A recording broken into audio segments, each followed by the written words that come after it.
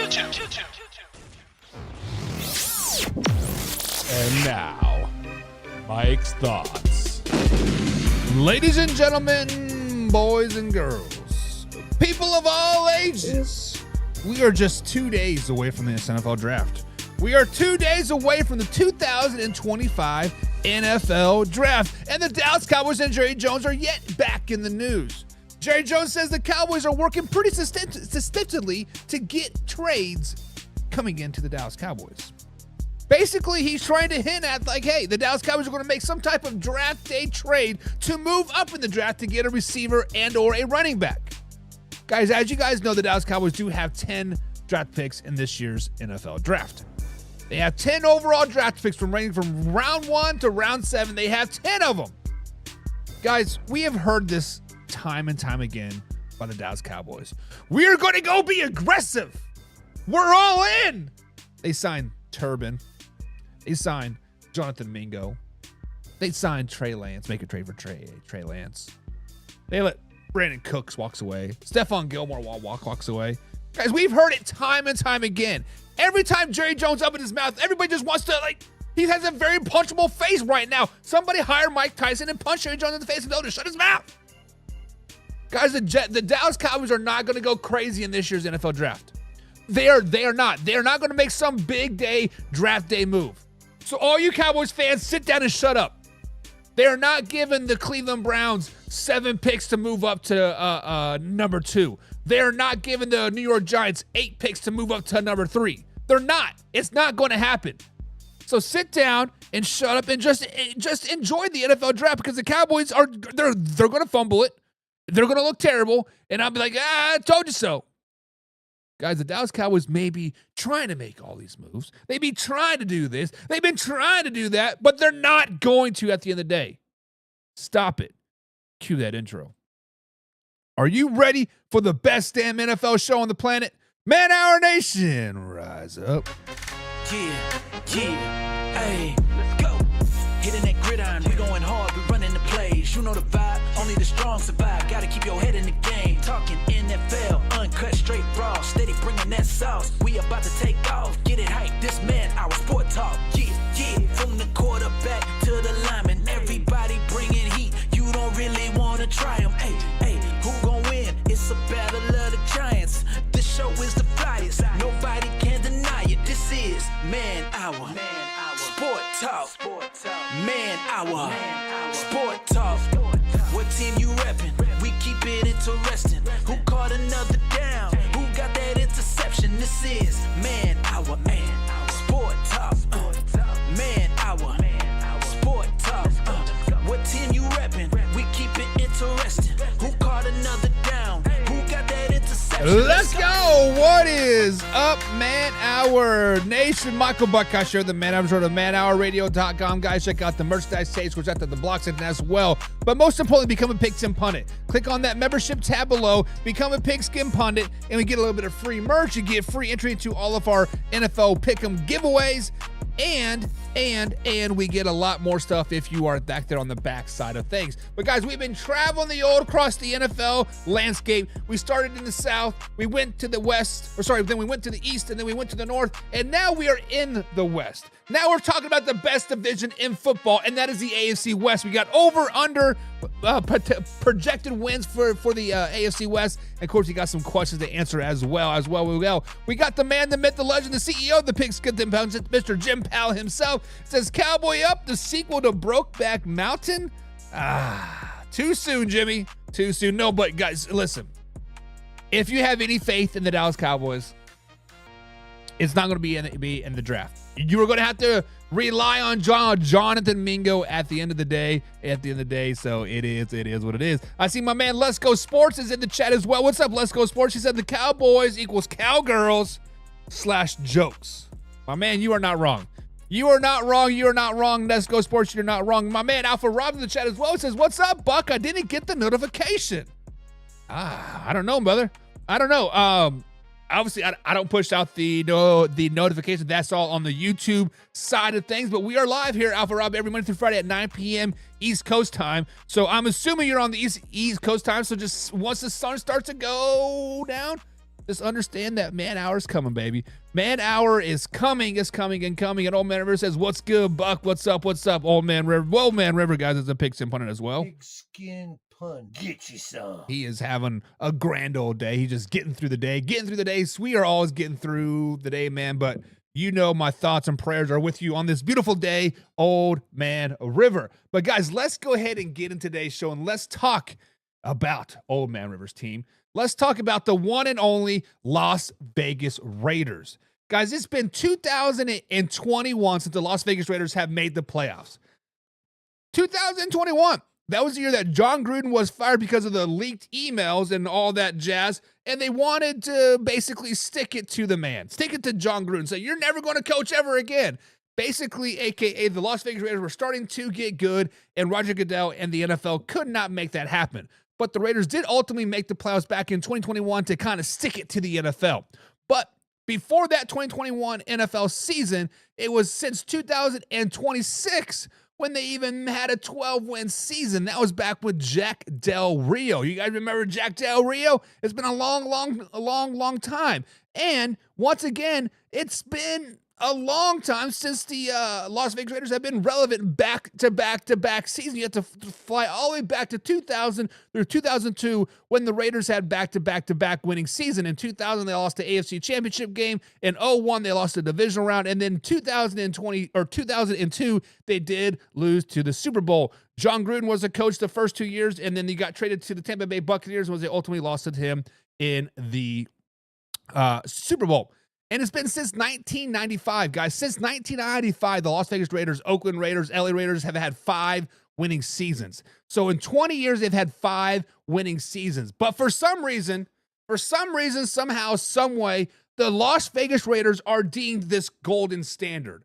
The Las Vegas Raiders seem to be on top of the world. Everybody strives to be like the Las Vegas Raiders. Everybody wants to love the Las Vegas Raiders. Fans love them. NFL hates them, and everybody wants to be like them. But guys, the question of the day is, why are the Las Vegas Raiders such, to quote, the golden standard? Why are the Las Vegas Raiders out there, like every team striving to be them, every fan's trying to be like their fan base? Guys, I got 5 reasons why I do believe that the Las Vegas Raiders are the golden standard, right? The first one is the culture. The culture is legendary. Every time you think of the Las Vegas Raiders, they are just not a football team. They are a vibe. The whole town's a vibe. The fan base is a vibe. The black hole, right? The media is a vibe. The players are a vibe. It's a whole vibe in Las Vegas, Oakland, LA, wherever they are at that particular season. The Raiders are a huge vibe, right? And then the silver, black, and the shield, and the on a win, the pirate, the outlaw identity. Guys, this dates back to the 1970s. The black and silver is just one of the most iconic jerseys out there, period. The shield with the pirate crosses on with the Raiders, but with a patch over eye. It is just beautiful to see that black and silver on the field, right? And Al Davis, right? The man, the myth, the legend, the legend himself made it cool to say us against the world. Once that identity stuck, the fans from all walk of life latched on to the Las Vegas Raiders. From the gangs to the blue collar people to the white collar people, everybody could flock to that Raiders Nation, just be a part of the F the man, stick it to the man, right? And then that is the give me to that number 2 step of the rebel energy, right? When it is us against the world, just win, baby, win at whatever it costs. The NFL never fully embraced the Las Vegas Raiders and Al Davis. And the Raiders never really wanted to be the bird to the established power, right? And then the number 3 is intense. And now you have all the glam and glamour of the Las to be a Raiders fan. It is not cool at the end of the day. It's just Raiders are them. That is why so let me ask you guys this question. But as you look at the Las Vegas Raiders, the defense has been the staple of the last couple seasons. The defense was actually solid under Antonio Pierce.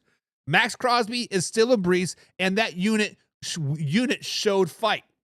It is if it stays top half, though, that's a real reason for optimism in 2025. Now, they do have some weapons, right? Well, they had some weapons, and Devontae Adams is now gone. Jacoby Myers is right. Could come up. Firepower is the real question mark in 2025 for the Las Vegas Raiders. Now, when we look at their schedule breakdown, of course, they do play the AFC West twice. They play the Chiefs twice. That's a pain. The Chiefs are pretty damn good. The Chargers with Harbaugh now are sneakily tough. The Broncos may be winnable games, but who knows what version of the Broncos we are going to get in 2025. Then they have cross-division matchups with the NFC East and the AFC South. Now, at home, they do play the Jacksonville Jaguars, Tennessee Titans, the Dallas Cowboys, Giants, Browns, and Bears. And then on the road, they do play the Texans, Colts, Eagles, Commanders, and Pats. That schedule is not very favorable, right? They do have some winnable games in there, like the Panthers, Saints, and maybe the Falcons. And you could probably also sneak in the... Oh, no, you can't. Because the Ravens, Bengals, and Steelers are no joke, right? The verdict is like I have to go slightly under 6.5 wins in 2025. I'm not very confident in this, but 6-11 feels very, very real. They have too many moving parts. The quarterback situation is unknown. Yes, we know this division in football. Let's just be flat out honest about that.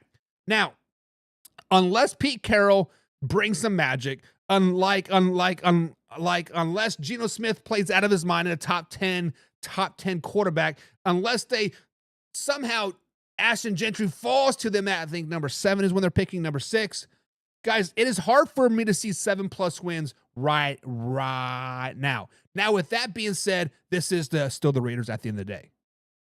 At the end of the day, this is still the Las Vegas Raiders. Chaos is always in play when you are talking about the Las Vegas Raiders. Betting the over, that's a faith in the shield type of move.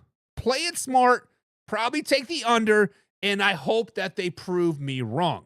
Now, my gut says blind optimism or season heartbreak. Guys, I have to go with season heartbreak. I have to go with the under. I have to go under 6.5 for the Las Vegas Raiders in 2025. But guys, let me know what you think in the comments below. Over or under 6.5 win for the Las Vegas Raiders in 2025. Now, the Denver Broncos.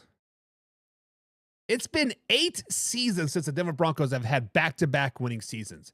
Before their 10-win season last year, they broke 8 wins just one time in the last 9 seasons.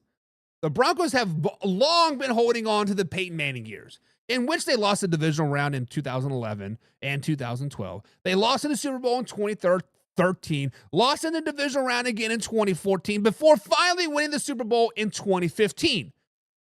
Guys, what will the Denver Broncos fans give up for Bo Nix to be as good, if not better, than Peyton Manning in Denver?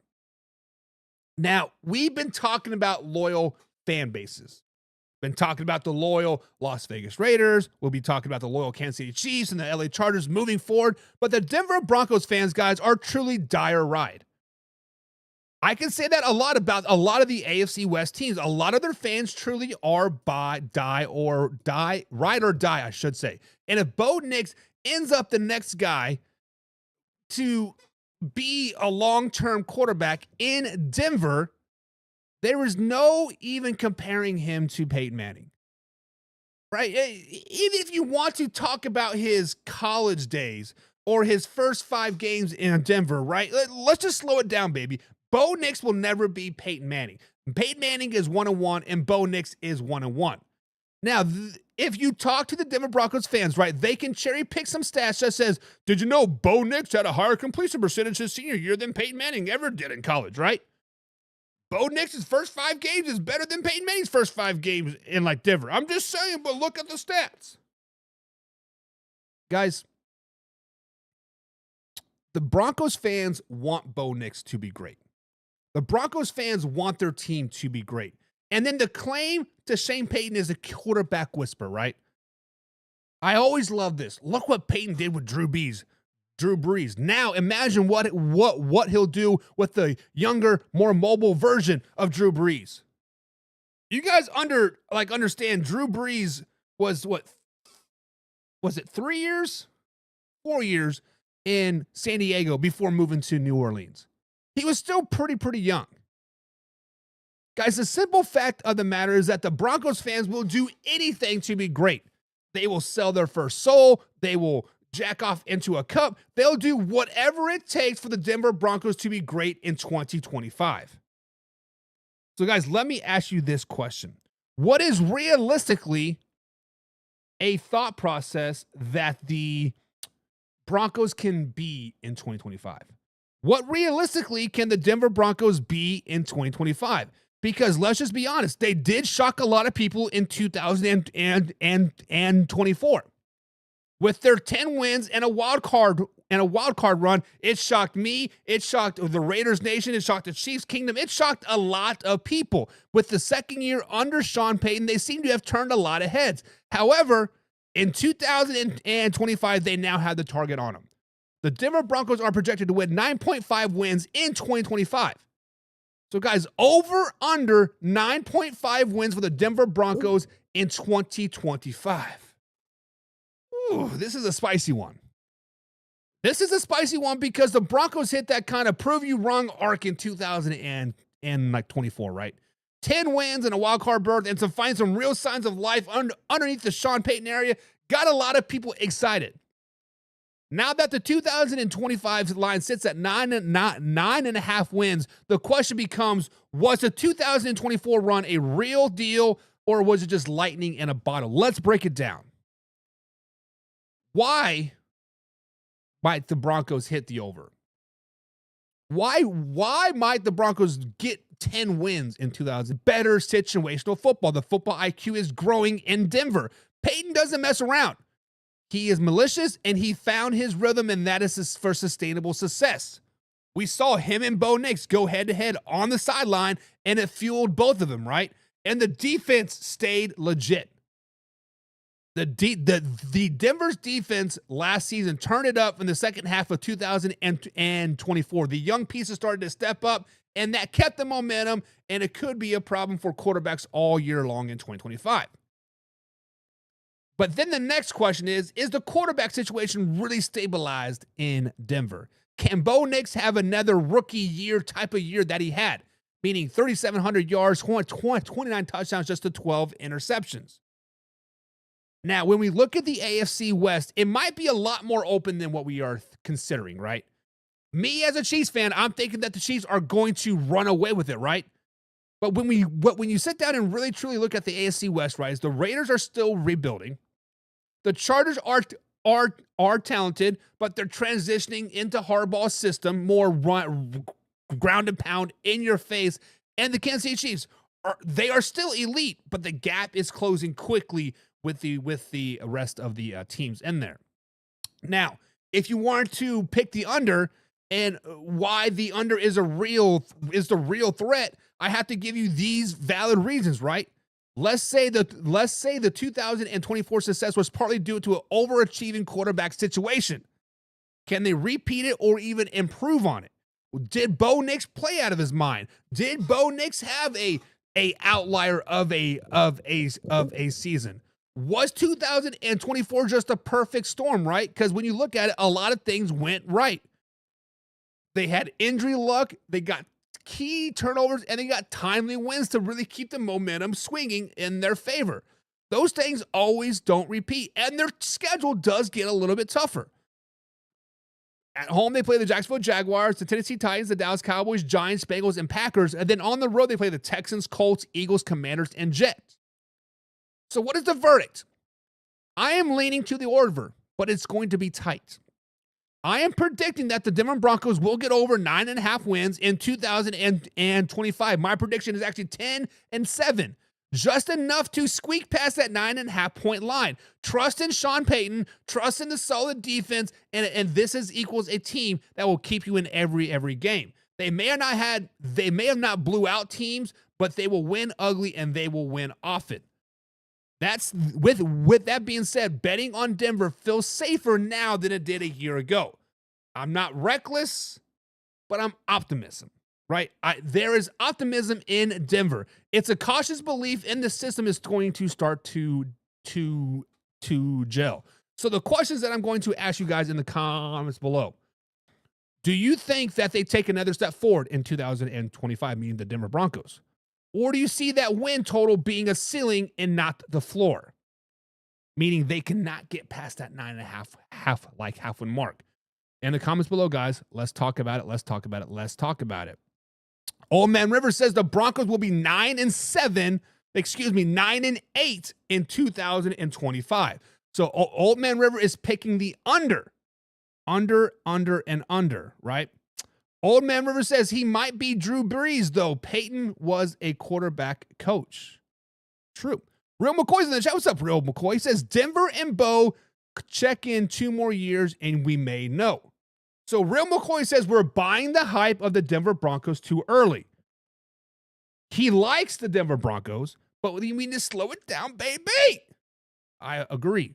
And Old Man River does say under. And then Old Man River also says, are you getting in touch with your feminine side? No, I am trying to be more I've been biased the last season and a half, right?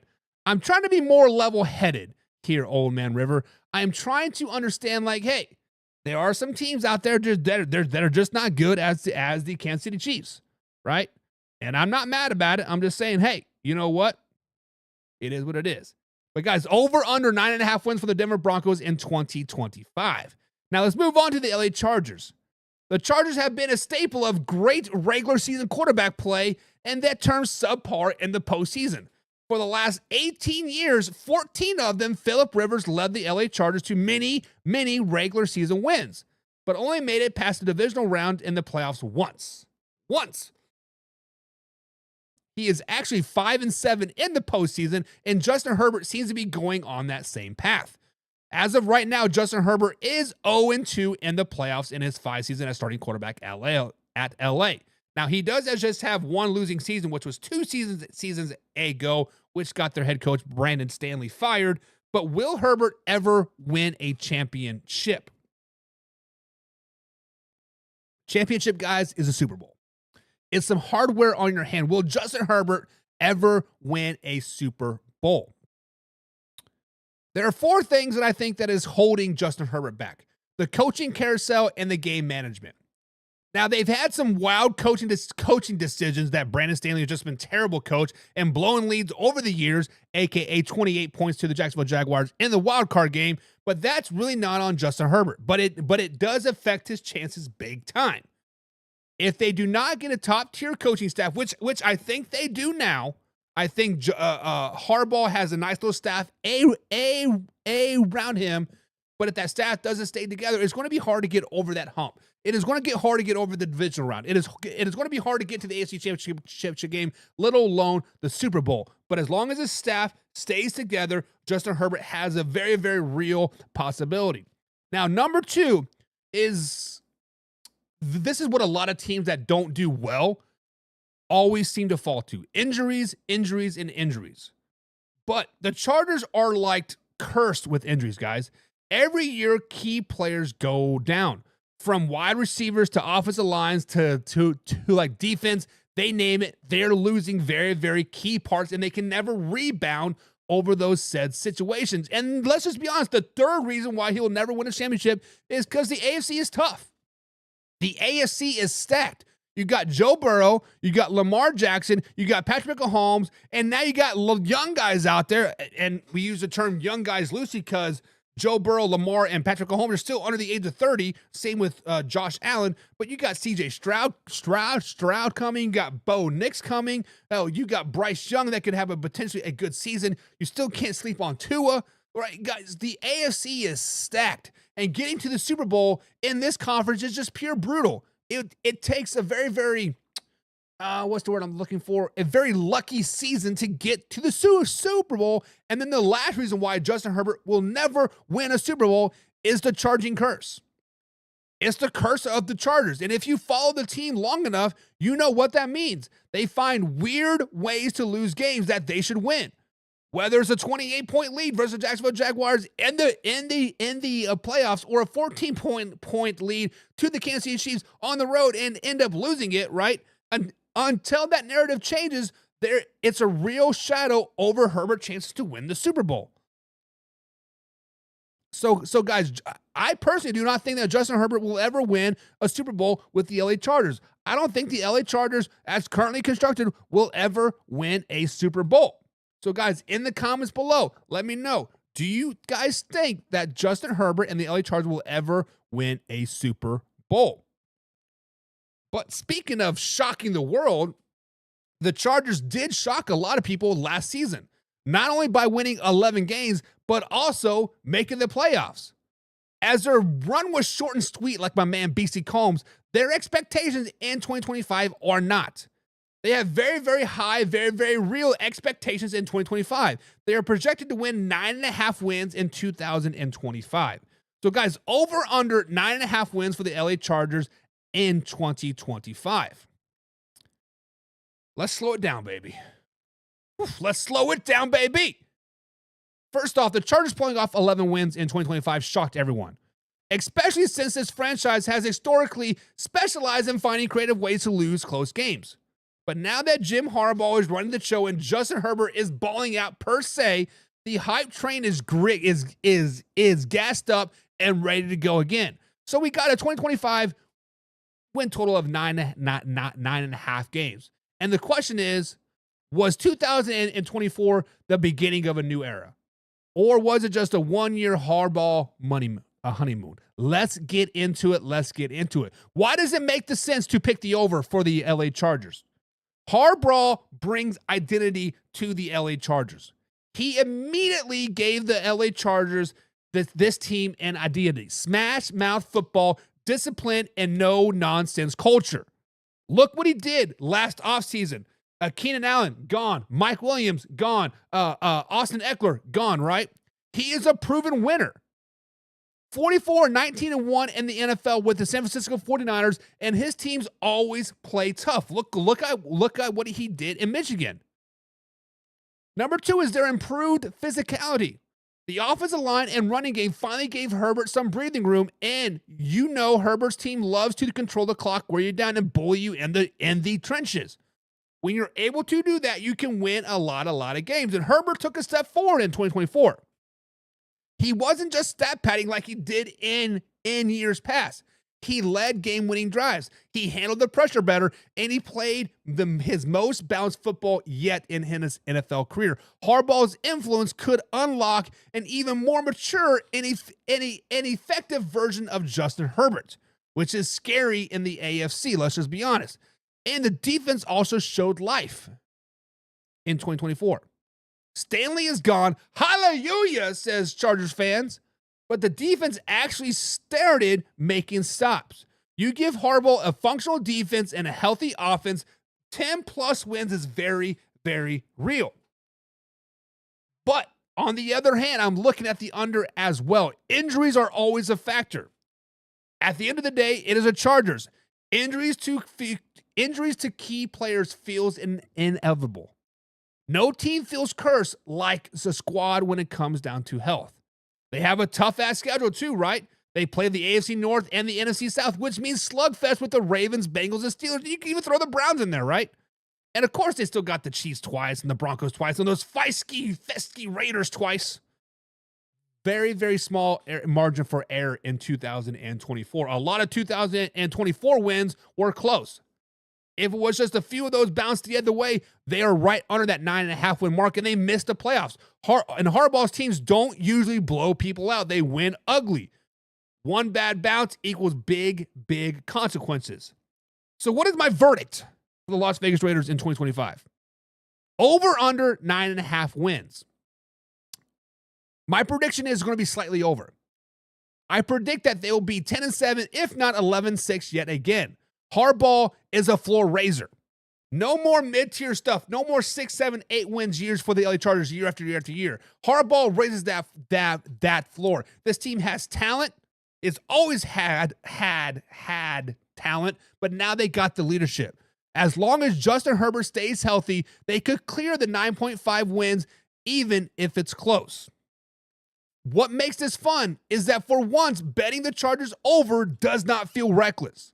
It feels reasonable. When you think it's the year they finally get out of their own way.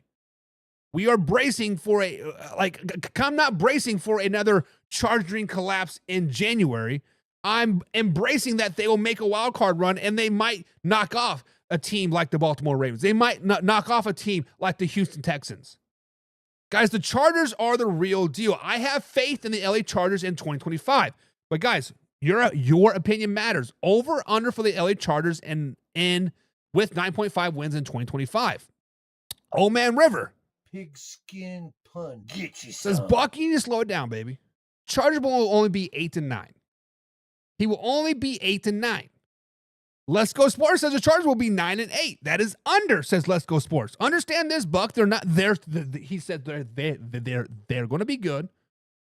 But at the end of the day, they're still the Chargers, right? They're still the Chargers. Real McCoy is betting the over. 10-7 for the Chargers. Alpha Rob says they win about 9 games. Mike Tomlin S. Just good enough, right, baby? Just good enough not to lose my job. Norman Greenbaum theme one-hit wonder. Okay. Old Man River says Harbaugh is just the one and done. One-hit wonder, he says. He got caught cheating that ran him to Los Angeles. He didn't get caught cheating. There's no cheating in football. I steal signs all the time. And Alpha Rob says he's predicting what was Alpha Rob saying? Alpha Rob, where's your thing at? I think Alpha Rob picked under, but he says it is because Justin Herbert will miss a few games. Listen, Alpha Rob, you are right. Has Justin Herbert played a full 17-game season? Hell, has he played a full 16-game season? It seems like every year it's his shoulder or his ankle have been bothering, right? Hell, and if you play your cards right, the medical staff might pierce that lung to get you a brand new starting quarterback, right? We'll see about that. We will see about that. Harbaugh is no Don Coyle. I don't know who that is. Don't know who that is. But let's move on. The Kansas City Chiefs. The Kansas City Chiefs, guys. The Chiefs have not had a losing season since 2012. 2013 is when Andy Reid was welcomed to town, and they haven't had a single-digit winning season since 2014, when they won 9 games in 2014, meaning that they have 10-plus wins every year except for one since 2013, which they've been only 1 year the Chiefs have missed the playoffs as well, which is 2012. Since that same year, they have only been one and done and the playoffs just once as well. It is safe to say, guys, that the Kansas City Chiefs have been dominant-ish since 2013. Guys, is all the hate for the Kansas City Chiefs warranted? When you look at the Kansas City Chiefs, guys, I think there are 5 main factors. 5 main factors of why people hate the Kansas City Chiefs. Number 1 is success breeds hate. Ever since Patrick Mahomes stepped in, the Kansas City Chiefs have been really, really, really good. Like perennial Super Bowl contenders, good. Dominant teams always attract hate. See the Patriots, Yankees, Warriors, and the Dallas Cowboys, etc. Fans of other teams get tired of seeing the same team win or get all the media attention. That is why that number 1 is that success breeds hate. The number 2 is Mahomes fatigue. We are tired of Patrick Mahomes.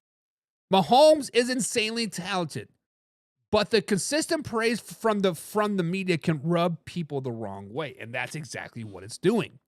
It's not really his fault, but the overexposure tends to do that. We get tired of Mahomes. Mahomes fatigue is a real thing. Some people think that the league and media favor him, especially with controversial calls and or narratives. Right? I see what the old man River just said. And God we trust. I mean the refs we trust, right? The reason number 3 why I think why the Kansas City Chiefs get so much hate is a Travis Kelce and Taylor Swift effect. Swifties. I think that was the first comment that rolled in on today's live stream, right? Once Travis Kelce started dating Taylor Swift, the Chiefs started getting massive non-football media attention. Some fans didn't love how the coverage shifted toward the celebrity gossip rather than the actual game. The Swifties came in drones, and traditional football fans were like, what is going on? Who is this Taylor Swift chick? And the number 4 is fan-based behavior. The Kansas City Chiefs fans are super passionate. Look at the Wolfman Robin Banks to go to all of the games, which is great, but to rival fans that could come off as obnoxious and over the top, especially on social media. Now, you can say a lot of the Kansas City Chiefs fans did not come in until 2012, but you know what? That's still 14, 13 years of fandom.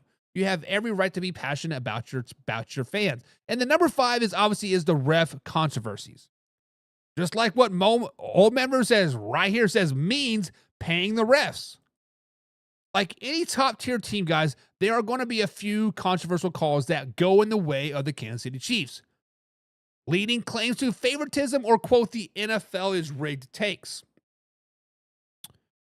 Guys, I do not think that the Kansas City Chiefs deserve any of the hate. I understand that the success breeds hate. I understand that we get tired of talking about Patrick Mahomes. I understand about the Swifties. I understand about how passionate the Kansas City Chiefs fan base are and the ref controversies. But you know what? The Kansas City Chiefs have done everything the right way since 2012. They're not deflating balls. They're not doing spy gates. They're not paying the referees. They're doing everything by the book. Hell, they're not even colluding to get an overpaid Kirk Cousins to sit their bench. Guys, the point is that the Kansas City Chiefs have built the team from within. The point is that the hate is real because your team cannot be successful as a Kansas City Chiefs. And Real McCoy says it perfect. He says, come playoff time, the Chiefs' time. Always going to be tough for years to come. And that is true. When you are successful, winning those postseason games becomes a little bit easier because you expect to be there. You expect to be there. You expect to be top dogs. You expect to be the final boss per se. Now. With yet another Super Bowl appearance, with yet another great season in 2024, with another trip to a Super Bowl 3 times in a row, the Kansas City Chiefs are projected to be on top of the NFL in 2025. They're actually tied for most projected wins in 2025. So, guys, over under 11.5 wins for the Kansas City Chiefs in 2025. Yes. The final boss of football, the final boss of the AFC West, the Kansas City Chiefs. Like I said, guys, they are fresh off another Super Bowl run. Of course they are, right? They're sitting back on top with 11.5 wins in 2025. It's just like the NFL just updates the schedule every year, and you might as well just put Patrick Mahomes 12-plus wins, and it goes from there. So the question is 11.5 wins. Let's discuss this logically. Why does the over feel like a lock in my eyes? Patrick Mahomes. That is it. Patrick freaking Mahomes. As long as Mahomes is breathing and Andy Reid is calling the play, the team stats every season gives that 12-win energy. He wins with elite receivers. He wins with average receivers. He wins with no receivers. And when the playoffs hit, it's Gonku entering ultimate instinct. Guys, Patrick Mahomes could win MVP each and every season. Matter of fact, Patrick Mahomes should win MVP each and every season, but we expect him to be elite. We expect him to throw for 5,000 yards. We expect him to do this, this, and this, and this. That breeds 12-win energy. And guess what? Andy Reid is still cooking. The best play designer in the NFL. Nobody adjusts his mid-season like Andy Reid. The post-Tyreek Hill offense was supposed to regress. It was supposed to sut. And guess what? They still hit the Super Bowl 2 years in a row. And on top of that, the defense is legit now. Spags and crew might have the real MVP in 2024, which carries over to 2025, and that defense just wasn't good. It was a top 5 defense. The defense wasn't that good. The defense was great in 2024. It's going to carry over to 2025. They're young, they're aggressive, and they're deep. They have fully graduated from the Mahomes bailouts to carrying stretches by themselves. And oh, by the way, the division equals theirs. The division is still theirs. The Broncos are improving, yes. The Chargers are rising. And let's just be honest, the Raiders are rebuilding / retooling. But nobody owns the AFC West like the Kansas City Chiefs. They have won the division 8 straight years in a row. And until proven otherwise, it's an automatic 4 to 5 division wins each and every season. But I want to be optimistic. I want to be optimistic because their schedule is not very easy. Right? They do have some tough potential things, right? Now, when considering the over or the under, I want you to consider these under possibilities. But they're risky, but understand this, right? Is the offense regressing? At some point, the wide receiver woes and the left tackle woes have to catch up with the Kansas City Chiefs, right? Even Patrick Mahomes had to drag last year's group through the mud until Rashid Rice popped off in 2024. In 2023. Last year, Patrick Mahomes literally had to force his team through the mud each and every game. Now, if Rashid Rice gets suspended with the whole car crash thing, which is possible, and Travis Kelce continues to slow down, things could get rocky early. But we'll see. Injuries. Now, Patrick Mahomes has been, quote, superhuman, maybe even invincible, but one major injury, God forbid that happens, and the floor drops fast. Patrick Mahomes is the end-all, be-all for the Kansas City Chiefs. Now, we know about the Super Bowl hangovers. When you lose a Super Bowl, you normally do not make the playoffs the following season. We've seen it before. Even elite teams sometimes start slow after a long playoff grind. And the Kansas City Chiefs have done it, 4 times in the last five seasons. Chiefs love to sleepwalk through September and in October, and they go on heaters late. This could cost them an extra win or two. So over under 11.5 wins for the Kansas City Chiefs, I am projecting 12-5 or 13-4 in 2025. It's boring. It is predictable, but you know what? It is smart. Until somebody consistently beats them in big moments or Patrick Mahomes breaks both of his arms, the over is just business as usual. And guys, honestly, betting the Kansas City Chiefs over feels like less gambling and more like investing in a blue chip stock. So the question for you guys down in the comments below, are you riding with the dynasty in 2025 or feel like in 2025 it could finally be their, quote, slip up year? Over under 11.5 wins in 2025, guys. Real McCoy says 13-4 for the Kansas City Chiefs. I like it. I like it a lot, baby. Old Man River says no, they fall to the bottom. They get less full of themselves, 7-10. Woo, slow it down, baby. Old Man River is shooting from the hip and says the Kansas City Chiefs are going to 7-10. My man, you realize Rashid Rice is going to be back. You realize that Hollywood Brown is going to be back. You realize that we're going to get a nice receiver in the NFL draft. Old Man River says he's going to need State Farm after the Raiders game. No, because Max Crosby is going to be too busy up there in Eastern Michigan general managing that real thing, right? And Real McCoy says this could be Travis Cease's last year's also. And I agree with you, Real McCoy. That adds fuel to that fire. Look at the Pittsburgh Steelers and Jerome Benish, right? The last ride. The bus stops here. They snuck into the playoffs. Jerome Bettis, the bus, says, I'm retiring after we lose, guys. What do they do? Super Bowl, baby. Super Bowl, baby. Old Man River says, honestly, 10-7 and losing a tiebreaker to the Las Vegas Raiders. The Raiders are not winning the division. The Raiders are not winning the division. Slow it down, baby. Alpha Rob says 10-7 this year. Like they should have been last season, but they're not getting those lucky bounces this season. Alpha Rob, you are correct. The Kansas City Chiefs did get lucky last season. They blocked that field goal for the Broncos, right? They blocked the PAT. Aiden O'Connell threw a game-ending interception, right? The Kansas City Chiefs had luck on their side in 2024. And, you know, God forbid those games do go the other way. They are a 10-17. You guys are right. But I got to pick the over. Got to pick the over. And Old Man River says, you heard it here first. The Raiders win the West. Raiders win the West. I don't know, baby. I don't know. But, guys, that is going to be it for today's show. Nice little hour show here, guys. We kind of ran through some stuff quick. I got a lot on my plate right now. But if you guys like the quick, like the quick hitting show, let me know. Hit me up on the old Twitter machine at manhour_buck. Or you can slide into the DMs at facebook.com/manhour. I am the man behind that page. It is just me, all me, only me.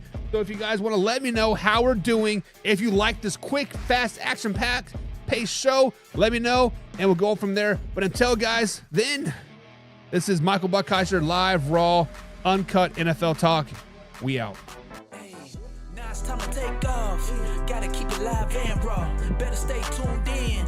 Man, now we're NFL talk. I know that you're ready for more. They on the field, ready for war. Who's in the lead? I'm checking the score. We about to do it like never before. NFL live, uncut, raw. This is Man Hour NFL talk. Let's go.